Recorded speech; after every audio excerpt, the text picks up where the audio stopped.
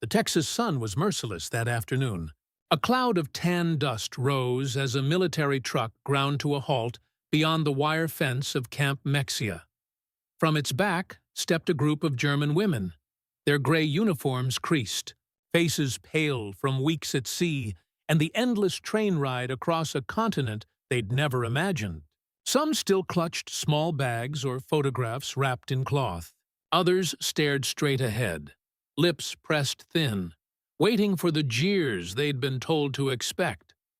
But the camp was quiet. The guards, young Americans in khaki, rifles slung loosely over their shoulders, spoke softly, offering canteens of water. Beyond the fence, a few local ranch hands paused from their work, hats shading their eyes. They looked on, curious but distant. No laughter, no insults, just the wind stirring the dust between them. For the women who had grown up under years of Nazi propaganda, it was a moment of silent disbelief. Everything they had been told about America, about cruelty and vengeance, began to unravel in that heat and silence. To understand their confusion, one must first see the world they came from. By 1943, the United States found itself holding an unexpected burden of war. Tens of thousands of German prisoners captured in North Africa and Europe. The Allied advances of Operation Torch, and later the Italian campaign, flooded temporary holding camps, overwhelming British facilities. To ease the strain, the U.S. government agreed to transport a large portion of these prisoners across the Atlantic. Far from the front lines, far from the chance of escape or rescue. At first, it was men, soldiers of the Afrika Korps, U-boat crews, Luftwaffe mechanics. But by late 1944, the tide of war had changed so completely that even small groups of female auxiliaries and civilian staff were among those captured. They, too, were sent westward, silent witnesses of a collapsing Reich, now cargo in the convoys of victory. The journey was long and uncertain. POWs were shipped in converted troop transports, guarded and isolated. The Atlantic was still dangerous, haunted by submarines from their own navy. Some ships zigzagged constantly to evade torpedoes, the seasickness compounding exhaustion. When they finally reached American shores, usually at ports like Norfolk, Boston, or New York, the war already felt very far away. From there, sealed trains carried them deep inland. As they crossed miles of open plains and farmland, disbelief set in. The landscapes were vast, empty, peaceful, so unlike bombed-out Europe. Their destination was a network of over 500 prisoner-of-war camps scattered across the United States. Texas alone hosted more than 70 branch and base camps, making it the heart of America's POW system. Camp Hearn, Camp Swift, Camp Huntsville, and Camp Mexia became temporary homes to thousands of Axis captives. These were not the grim stockades of wartime legend. The U.S. Army, bound by the Geneva Convention of 1929, maintained strict standards of treatment: shelter, food, medical care, even pay for labor. Camp commanders were usually officers from the U.S. Army Service Forces, and they kept order with military precision but restrained authority. Daily life followed a clear rhythm: morning roll call, work assignments in local farms or repair depots, supervised recreation, evening inspections. Inside the barbed wire, prisoners organized libraries, choirs, and even theater groups. The camps were surrounded by fences. Yes, but not the cruelty they had feared. And so, amid the dust and mesquite of Texas, these prisoners began to live a quiet, regulated existence. They were enemies in name, yet treated more like temporary guests under guard. It was in this unlikely calm that the German women would soon arrive, and confront a reality they had never been told existed. In the final years of the war, Germany had stretched every corner of its society into the war effort. Factories, schools, and even homes became part of the mobilization. When millions of men went to the front, women stepped into uniforms, not as combatants, but as the essential support network of the Nazi war machine. They were known as Helferinnen, female helpers. Young women trained to operate radios, decode messages, direct anti-aircraft batteries, and serve as nurses or clerks within the Luftwaffe, Wehrmacht, and SS. By 1944, more than 500,000 German women wore some form of auxiliary uniform. They were told they served on the invisible front, defending the Reich from within. Some of these women were stationed in occupied territories, North Africa, Italy, or France, where Allied advances came swiftly and unexpectedly. When German lines collapsed, many found themselves abandoned. Few carried weapons. Most surrendered alongside wounded soldiers or in hospitals captured intact by advancing Allied units. For the first time, women of the Reich were at the mercy of their enemies. The Nazi regime had warned them what that meant. Propaganda was relentless. Posters, newsreels, radio broadcasts painting Americans as ruthless barbarians. According to Goebbels' ministry, capture by the Allies was worse than death. Women were told they would be humiliated, mistreated, or worse. The stories were graphic, carefully designed to stir fear and obedience. So when the first groups of German female auxiliaries were processed as prisoners and told they would be sent overseas, panic spread. Few believed they would even survive the journey. Yet, the orders stood. Their convoy crossed the Atlantic under military guard, and after weeks at sea, the women disembarked to a silence they didn't understand. Instead of jeering mobs or hostile soldiers, they met orderly reception officers, military nurses, and clerks who processed their papers with bureaucratic calm. They were given blankets, medical checks, and transport passes, the same treatment as male POWs. The Texas camps where they eventually arrived felt like another world. The vast, sun-drenched plains, the smell of hay and cattle, the distant silhouettes of cowboys working near the fences.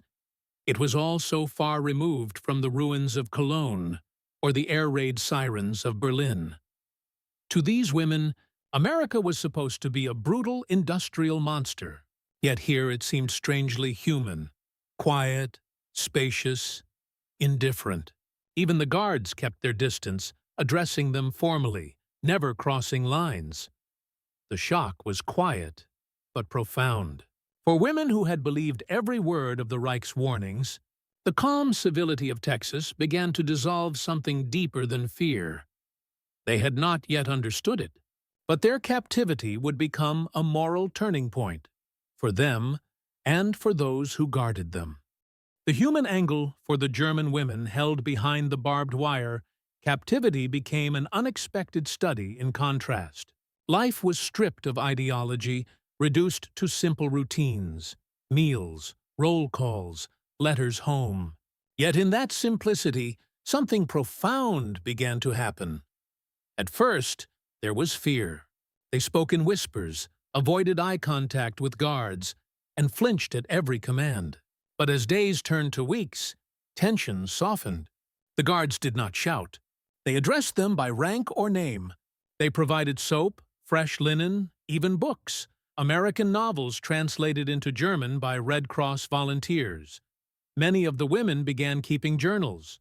They described sunsets over the camp fences, the smell of rain on dry soil, the strange quiet of a land untouched by war. One wrote, "It feels like time has stopped, as if the world has decided to rest here." They began to share laughter again, to sing. In that distant corner of Texas, the prisoners rediscovered their humanity in a way that the war had almost erased. The Texan angle outside the wire. Life went on. Ranchers and cowboys tended fields, families attended church, and newspapers printed headlines from distant fronts. When the POW trucks arrived, curiosity spread through small towns. To many Texans, the sight of uniformed German women, blonde hair under caps, pressed tunics dusty from travel, seemed unreal. These were the enemy, but they looked not like monsters, only tired people far from home. Local farmers who employed POWs for fieldwork under guard often spoke of their discipline and politeness. Some were surprised at their manners, a reflection of upbringing, not ideology. The women, in turn, were astonished by the friendliness of ordinary Texans who waved or offered cold water without hesitation. There were no close relationships. Military law forbade fraternization.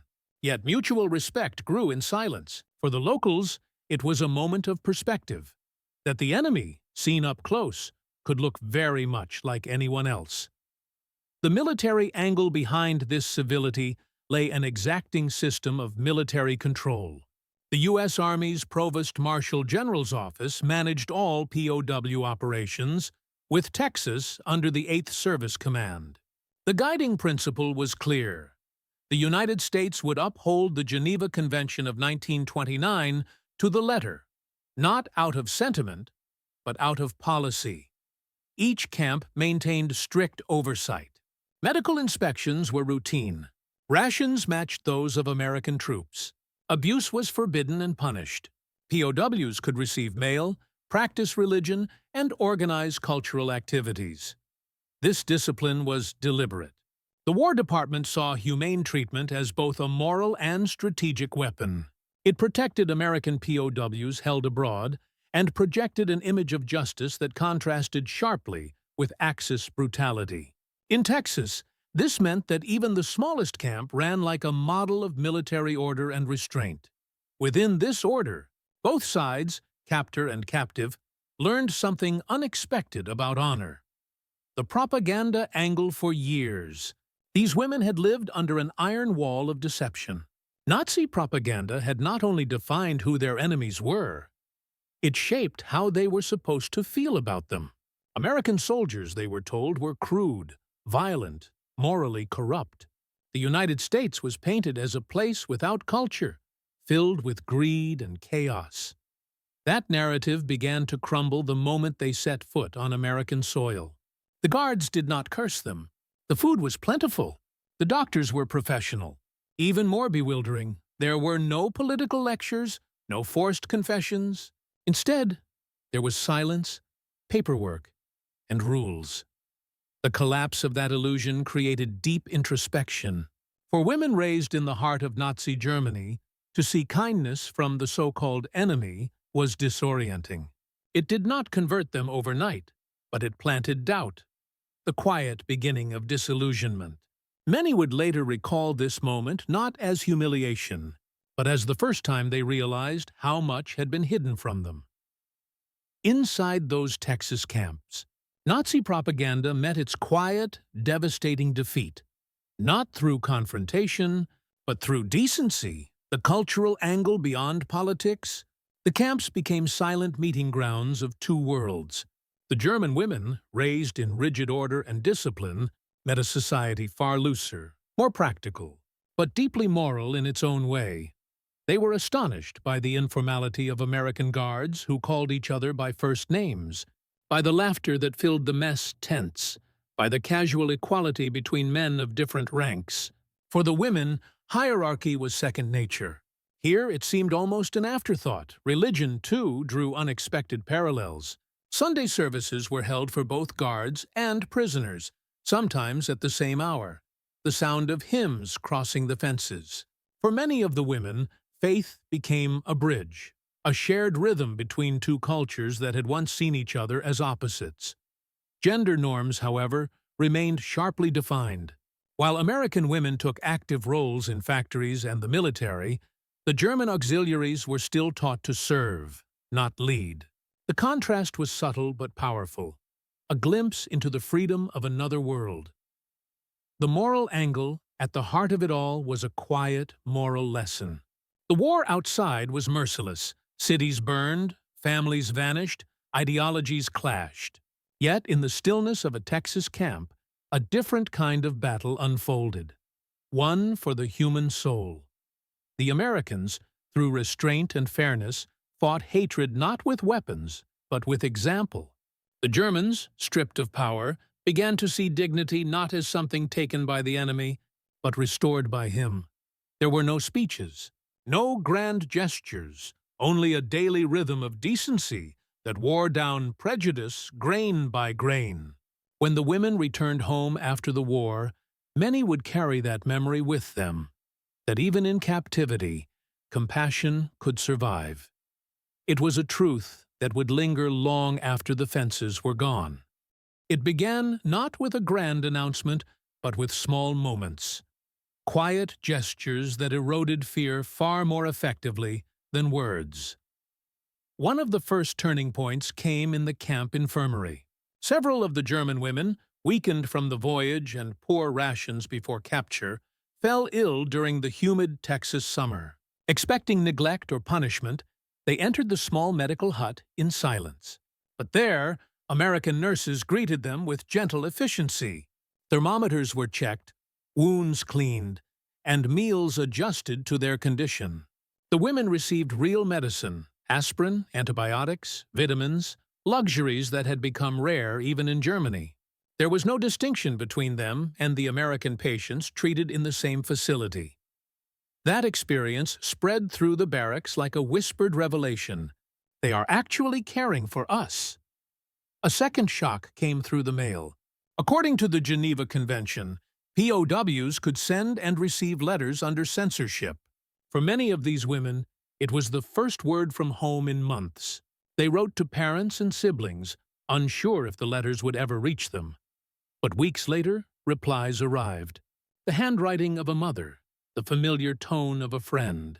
It was an emotional lifeline that restored a sense of humanity they thought lost to the war. Work assignments, too, defied expectation. The women were not forced into humiliation or dangerous labor. They were assigned to light agricultural tasks, sorting produce, sewing uniforms, or assisting in laundry units that serviced nearby military facilities. Each day's work was compensated with canteen tokens, which could be exchanged for small comforts, stationery, soap, or coffee. To people who had prepared for abuse, this fairness felt almost unreal. In time, the fear that once gripped the barracks began to dissolve. Conversations with guards became polite exchanges, sometimes even humorous. The Americans maintained professional distance, yet they treated the women not as trophies of war, but as fellow human beings caught in the machinery of conflict. For the German women, the realization was slow but profound, that they would not be harmed, that their dignity remained intact. They began to see America not as the monstrous caricature painted by Nazi propaganda, but as something far more complex, disciplined, self-assured, and strangely merciful. In those weeks, the boundaries of war seemed to blur. Behind barbed wire, a form of peace had quietly begun to take root. The emotional high point came during a late autumn evening at Camp Mexia in 1945. By then, the war in Europe was nearing its end. Rumors of Germany's collapse filtered through radio reports, and the camp's atmosphere had shifted from anxiety to reflection. That month, the camp commandant approved an unusual request. The German POWs, including several of the women, wished to organize a small theater performance to mark Christmas. It was meant to lift morale, a modest play about longing, loss, and the hope of home. For days, the women rehearsed in a makeshift hall built from lumber scraps and canvas. They painted backdrops, stitched costumes from discarded cloth, and translated German folk songs for the accompaniment. When the evening came, the audience included not only prisoners but American officers, guards, and a few local townspeople invited from nearby Mexia. As the play unfolded, something shifted in the room. The story, simple, sentimental, transcended sides. The Americans listened in silence as the German women sang softly of snow and peace, of families waiting far away. When the curtain fell, there was no applause at first, only stillness. Then a few quiet claps from the guards. Soon the entire hall joined in, hesitant but genuine. For the prisoners, it was a moment of disbelief. Their voices, once part of a machine of war, were now received as art. For the Americans, it was a realization that these enemies shared the same ache. the same humanity. Afterward, one officer remarked in a report, "It was difficult to remember for a moment that we were supposed to hate each other." In the days that followed, camp life continued as before. Roll calls, labor shifts, inspections, but the air had changed. The war felt distant, almost absurd. The fences still stood, yet their meaning seemed thinner. That performance at Camp Mexia became a quiet legend among both prisoners and guards. It was not about forgiveness or surrender, but about recognition that beneath the uniforms and orders, the same human longing endured on both sides. Under the soft glow of oil lamps that night, as the German women stepped down from the stage, they no longer looked like captives. For a few moments, in that hall surrounded by barbed wire, they were simply human beings again. By the spring of 1945, the thunder of war in Europe had finally begun to fade. The Reich had collapsed. Hitler was dead, and across the oceans, in the quiet expanse of Texas, the news filtered slowly through the fences. The German prisoners, men and women alike, gathered around radios in hushed silence as the Allied victory was announced. For some, it was relief. For others, disbelief. When Germany formally surrendered on May 8, 1945, the women at Camp Mexia and other Texas facilities stood under the vast blue sky, unsure of what freedom now meant. Their homeland was in ruins. Families were scattered. Cities bombed. The future uncertain. But for the first time, the guards looked at them not as captives, but as survivors of a war that was finally over. The process of repatriation began almost immediately, though it would take many months. The U.S. government, under the direction of the War Department's Office of the Provost Marshal General, organized one of the largest prisoner returns in modern history. Ships that had once carried POWs westward now prepared to take them home. First to Europe, then by train into the broken fragments of Germany. Before departure, each prisoner underwent medical checks, debriefings, and documentation. The camps, once busy with routine, became strangely sentimental. Guards who had enforced strict discipline now exchanged handshakes, photographs, and, in rare cases, letters of recommendation for future civilian work. Many American soldiers were reluctant to see the prisoners go. Years of shared routine, the small exchanges of greetings, the nods of mutual respect, had quietly built a bond. They were enemies, one Texan guard wrote in his diary, but in the end, they were just people trying to survive. Same as us. As the women boarded the trucks that would take them to the ports, the camp fell silent again. The dust rose, just as it had the day they arrived. But this time, there was no fear, only gratitude, quiet and heavy, for the strange mercy they had found in a foreign land. And as the convoys rolled away, the guards stood watching until they disappeared beyond the horizon. A final salute to a chapter of war that had, against all odds, preserved a fragment of humanity. When the German women finally returned to Europe, they stepped into a nation unrecognizable from the one they had left.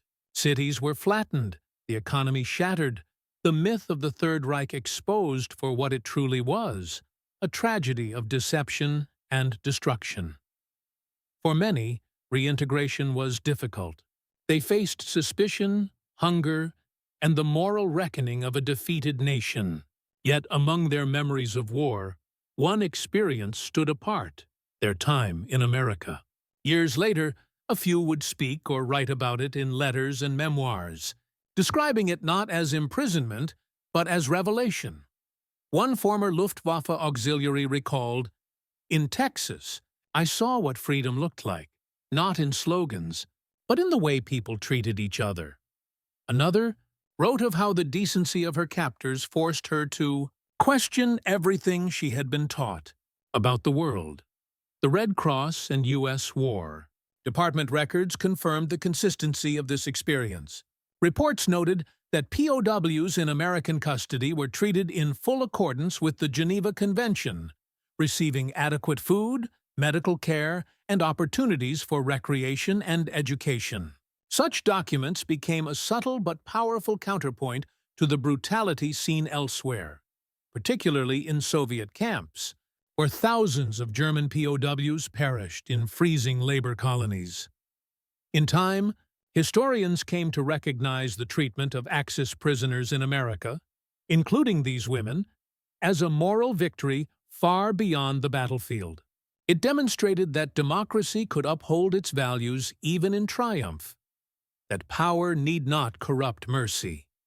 The Texas camps were eventually dismantled, their fences torn down, the land returned to farmers. Today, only fragments remain. Concrete foundations, rusted signposts, faint outlines in the soil. But the stories of those who lived there endure. For the women who once stepped off the trucks into that blinding Texas sunlight, captivity became an unexpected lesson in humanity. It changed them. And in subtle ways, it changed those who guarded them too. Through their experience, the United States won something no weapon could secure: a quiet respect born from fairness, remembered long after the guns had fallen silent. In the vast scale of World War II, the Texas POW camps were a quiet footnote, far from the great battles, untouched by the destruction that scarred continents. Yet within their fences unfolded one of the war's most profound moral victories. No armies clashed there, no flags were seized. Instead, the triumph came through restraint. The simple act of treating an enemy with dignity. Against the tide of hatred that swept the world, these small gestures of fairness and respect became quiet defiance. For the German women who once believed in propaganda, kindness proved more powerful than any weapon. It pierced ideology in a way bombs never could. And for the Americans who guarded them, it reaffirmed a truth their own nation fought to preserve: that justice without cruelty, strength without humiliation, was possible even in war. When the camps finally closed, the land returned to silence. The wind carried through the empty barracks, through the posts and wire that no longer held anyone back. Cattle grazed where watchtowers once stood. Under the same wide Texas sky, there was no longer victor or vanquished, only memory. The war had left the world divided. But in those forgotten corners of Texas, it had also shown what humanity looked like at its best: calm, disciplined, merciful, and as history moved on, the quiet fences of those camps stood as a reminder that even in mankind's darkest hour, compassion remained undefeated.